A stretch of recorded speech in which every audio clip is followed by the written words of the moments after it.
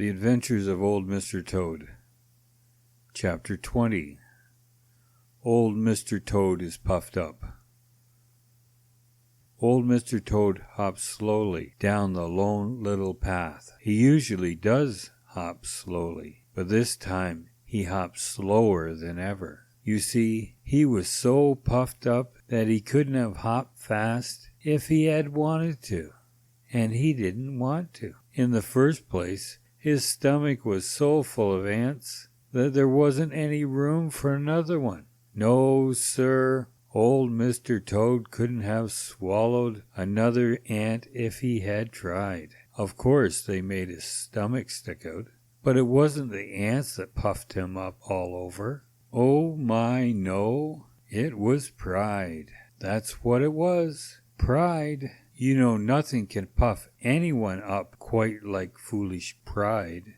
Old Mr. Toad was old enough to have known better. It was bad enough to see young and foolish creatures puffed up with pride, but it's worse to see anyone as old as Mr. Toad that way. He held his head so high that he couldn't see his own feet, and more than once he stubbed his toes. Presently he met his old friend Danny Meadow Mouse. He tipped his head a little higher, puffed himself out a little more, and pretended not to see Danny. "Hello, Mr. Toad," said Danny. Mr. Toad pretended not to hear. Danny looked puzzled. Then he spoke again. This time he shouted, "Hello, Mr. Toad. I haven't seen you for some time." It wouldn't do to pretend not to hear this time. "Oh, how do you do, Danny?" said Mr. Toad with a very grand air, and pretending to be much surprised. "Sorry I can't stop, but I've been dining with my friend Buster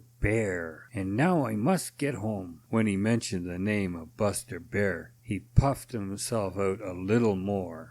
Danny grinned and watched him hop down the Lone Little Path. "Can't talk with us common folks any more," he muttered. "I've heard that pride is very apt to turn people's heads, but I never expected to see old Mr. Toad proud." Mr. Toad kept on his way. Presently he met Peter Rabbit. Peter stopped to gossip, as is his way, but old Mr. Toad took no notice of him at all. He kept right on with his head high and all puffed out. Peter might have been a stick or a stone for all the notice old Mr. Toad took of him. Peter looked puzzled. Then he hurried down to tell Danny Meadow Mouse about it. "Oh," said Danny, "he's been to dine with Buster Bear, and now he has no use for his old friends." Pretty soon along came Johnny Chuck, and he was very much put out because he had been treated by old Mr. Toad just as Peter Rabbit had. Striped Chipmunk told the same story. So did Uncle Billy Possum.